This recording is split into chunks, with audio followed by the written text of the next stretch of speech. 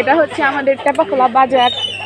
তো এই বাজারের মানে অনেক দূরের এলাকা থেকেও মানুষ আসে বাজার করতে। আর আমাদের এই টেপাখোলা বাজার থেকে বিশেষ করে অনেকেই মাছ কিনতে আসে, না সোফিয়া?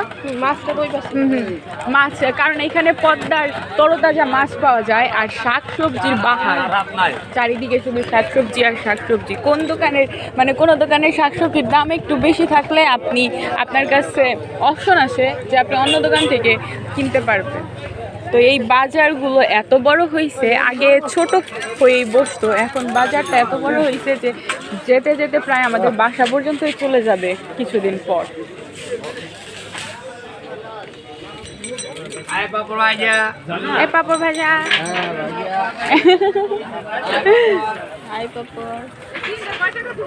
আর সবাই হচ্ছে এই মসজিদে নামাজ পড়তে আসেন, যারা ব্যবসায়ী আছে তারা সবাই।